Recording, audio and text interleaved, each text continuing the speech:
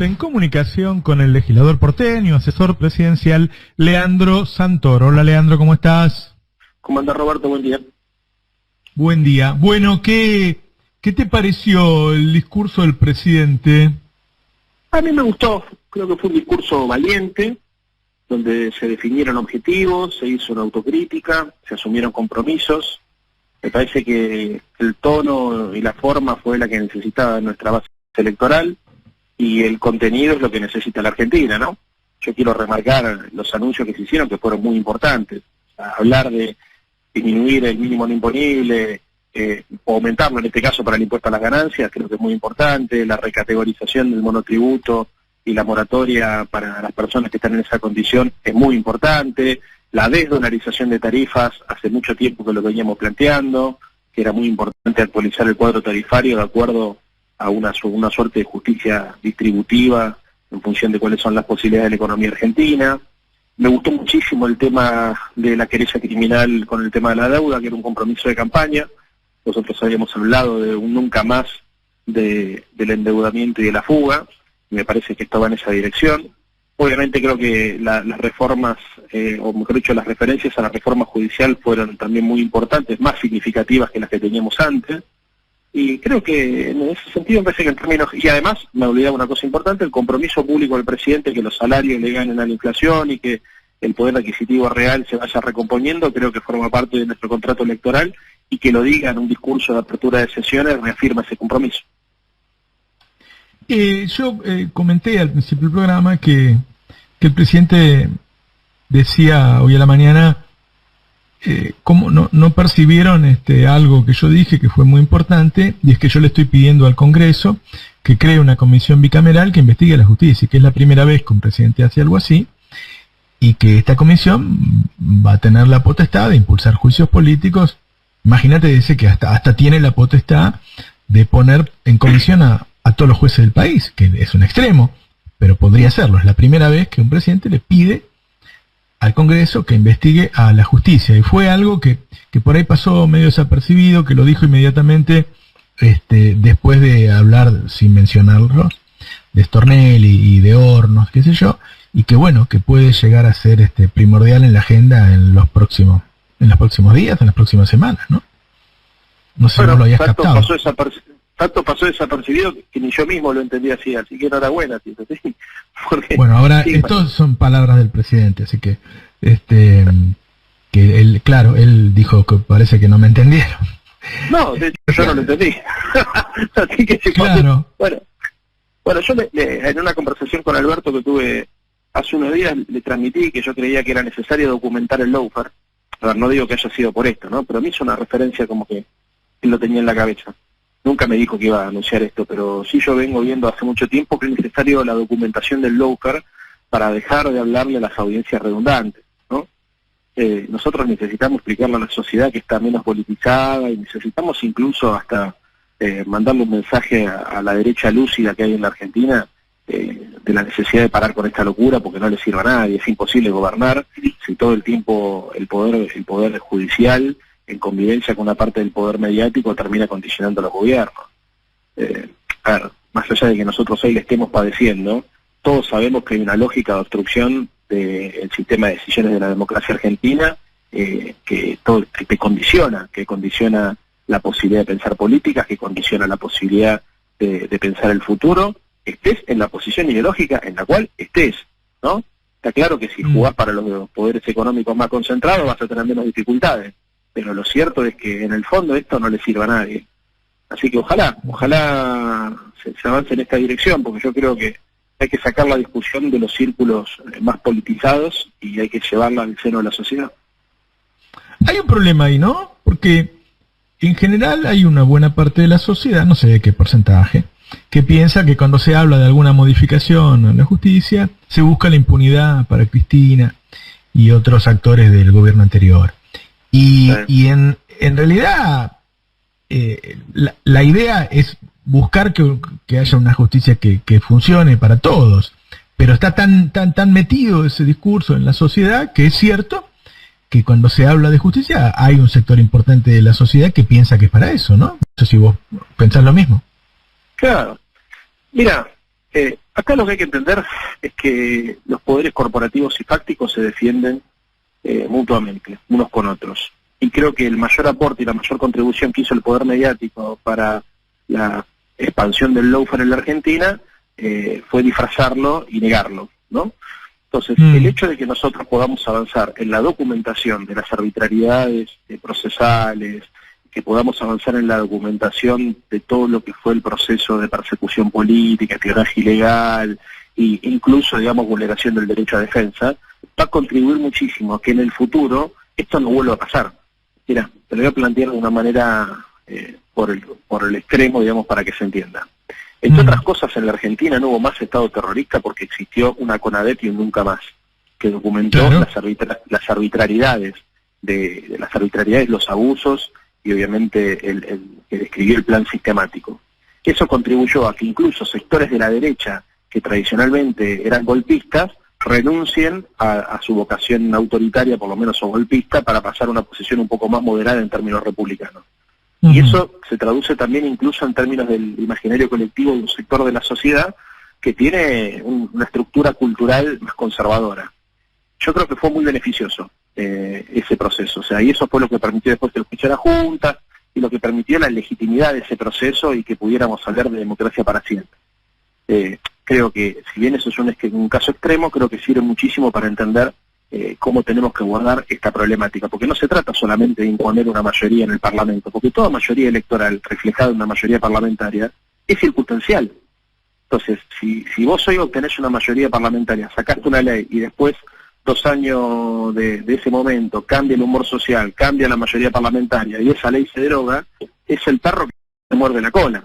Entonces, esta discusión es una discusión que la tenemos que dar en términos culturales, en términos filosóficos, hay que profundizarla con un sector de la sociedad que en general es refractaria a dar este tipo de debate. Por eso me parece que todo lo que vaya en esta dirección de poder transparentar, de poder vincular otros sectores, de sacar el debate de los espacios más politizados, digamos, y más ilustrados, y llevarlos a un ámbito, entre comillas, vamos a ponerlo así, más neutral, aunque todos sabemos que la neutralidad no existe, pero apelo a la buena voluntad del oyente para que entienda a dónde quiero ir, creo que contribuye a que, independientemente de que mañana cambie el humor social y cambie las mayorías electorales, esta barbaridad que vimos los últimos 4 años, o los últimos, sacando este año de la gestión de Alberto, que fue la persecución más sistemática y el abuso más grande de la guerra judicial en la Argentina, termine. Y decime, ¿cómo estás viendo vos al frente de todos para las elecciones? Porque viste que está, por un lado, el gobierno piensa que está bien, que va a sacar un buen resultado, que el presidente está muy bien en la mayoría de las provincias, y por otro lado, no sé, están las encuestas de Paladini, digamos, ¿no? Que cada vez lo dan más abajo. ¿Vos cómo lo ves? No, a ver, creo que 6, 7 meses en la Argentina es un siglo, que uno puede tener una foto, pero el pronóstico final es muy difícil de hacerlo. Yo tengo la esperanza de que la economía se recupere, que mejore el consumo, que la inflación se contenga, que lleguen las vacunas y que eso permita que el humor social que estoy viendo cambie para mejor más cerca de la elección. Entonces soy optimista desde ese punto de vista, pero soy muy realista en términos de cómo está pegando la crisis económica en el bolsillo de nuestra sociedad. No es joda. De hecho, yo creo que casi todos los gobiernos en el mundo tienen dificultades para enfrentar las elecciones porque la sociedad no distingue si lo que le está pasando le pasa por la epidemia, le pasa por el mal manejo o le pasa por la herencia del gobierno anterior. La sociedad, en general, las lecturas son más simples y apoya o rechaza en función de la realidad que le toca vivir. Así que esto hay que tenerlo claro, por eso también es muy importante dar la batalla por la subjetividad, porque acá lo que se va a tratar de hacer es, la derecha va a tratar de decirle a la sociedad que todas las calamidades económicas que son fruto del COVID y que son fruto de la herencia de Macri son en realidad consecuencia de malas decisiones de Alberto. Y nosotros vamos a tener que hacer un trabajo enorme para explicarle que ese contrato electoral que nosotros asumimos antes del COVID, obviamente está relativizado como consecuencia de la aparición de una peste que derrumbó la economía mundial, que derrumbó el comercio mundial y que obviamente agravó muchísimo las condiciones de gobernabilidad. Entonces la discusión también se va a discutir, o la batalla se va en realidad también a librar en términos de la subjetividad. Vamos a tener que mejorar las condiciones objetivas y dar mucha discusión alrededor de por qué estamos como estamos para evitar que la derecha resignifique la realidad económica y social. Sí, Leandro, pues es que ayer Jorge Alemán, cuando yo le hablaba de la radicalización, del discurso de Patricia Burri y su gente, de las bolsas, de las marchas, de esta creación de un canal muy ultra, como es La Nación Más, él me decía, bueno, hay un sector de la sociedad que se ha correído a la extrema derecha y ellos se ponen como representantes de ese sector. Es decir, él pone antes a que la sociedad está así, a que hay un sector de la sociedad así, y que entonces se buscan representaciones para eso. ¿Qué opinas vos? Recién corté con Jorge Alemán, también hablé con él. Ah, mira vos. Bueno, vos también hablas con él, que sí, es habla mucho, todos los días. Un consultor de altísimo nivel para nosotros, ¿no? Sí, obvio, lo quiero mucho y además hablo todos los días con él. A ver, ¿qué creo?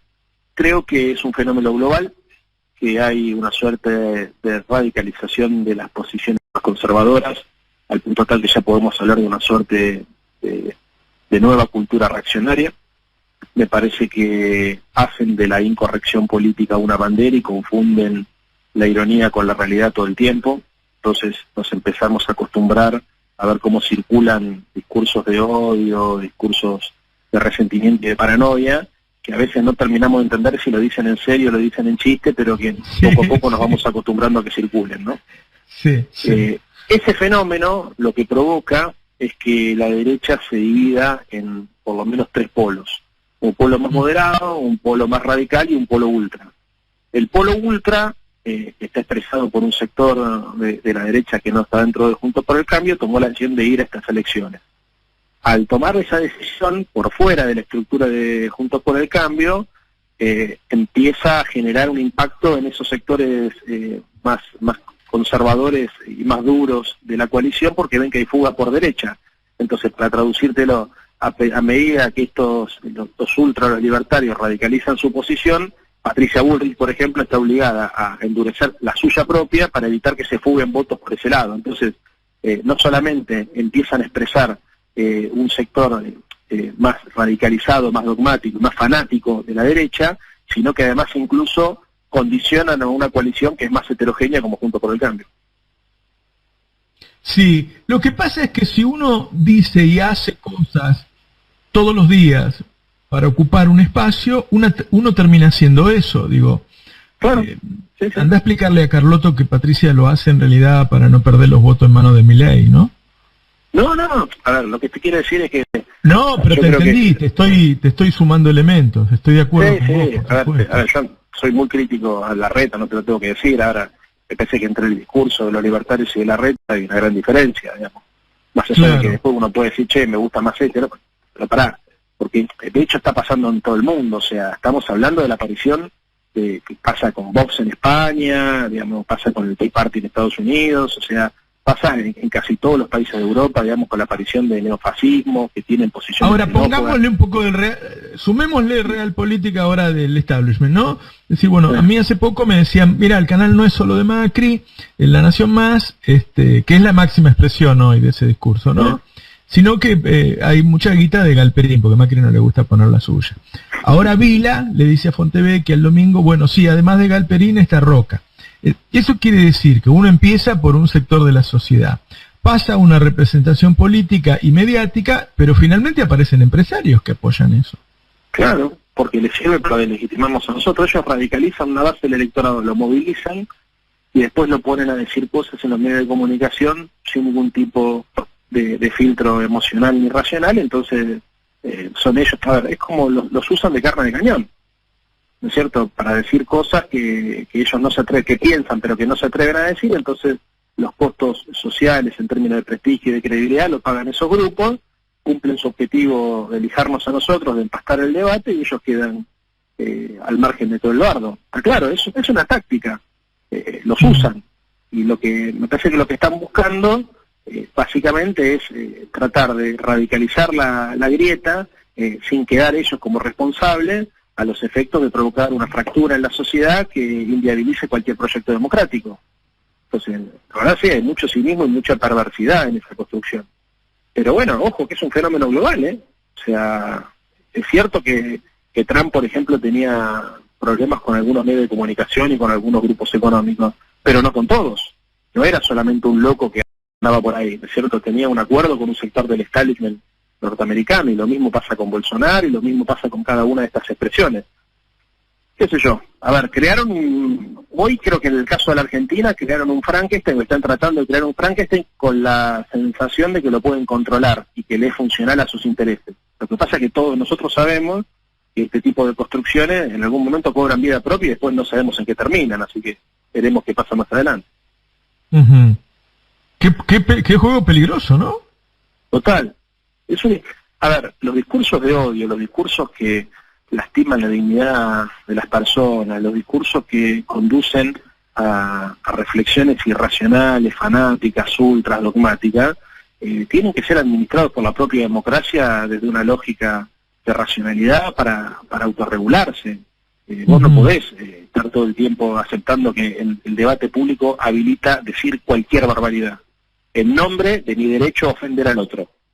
¿No es cierto? Porque esta cosa de lo irrestricto de la libertad individual ignora que no vivís solo, ignora que vivís en una comunidad. ¿Entendés? O sea, yo puedo decir que tengo derecho a fumar, pero, viste, si yo estoy en una habitación cerrada con vos, por ejemplo, que tenés problemas, no sé, de cardíacos o asmáticos, y me pongo a fumar en aras de mi derecho a poder ejercer mi libertad individual y fumar libremente, estoy perjudicando el tuyo. Bueno, es un debate que creo que tenemos que tener, porque de tanto hiperindividualismo, de tanta extremización o de tanto llevar al extremo todos los argumentos, de tanto estirar todos los conceptos, me parece que estamos llegando a un protofascismo, viste, donde cada uno, digamos, donde se impone la ley del más fuerte. ¿Qué es lo que pasa en el debate público? O sea, en el debate público, cuando empezás a decir cualquier cosa, ¿sabés cómo termina todo? A los gritos. Entonces, ¿quién gana el debate? El que grita más fuerte, no el que tiene el mejor argumento. Eso traducido en la convivencia social es la ley de la selva, ¿no? ¿Y cómo se terminan los problemas cada vez que aparece la ley de la selva y el estado de naturaleza? Con un leviatán, que es el que finalmente termina poniendo orden, porque la sociedad reclama orden y en función de eso termina, paradójicamente, cediendo todas las libertades individuales para que venga alguien y ordene el quilombo. Esta es la historia de la humanidad. Bueno, quien le ignore, que se haga cargo de las consecuencias. Yo no lo ignoro y estoy preocupado. Leandro Santoro, muchas gracias. Leandro, un abrazo grande. Abrazo grande, Roberto.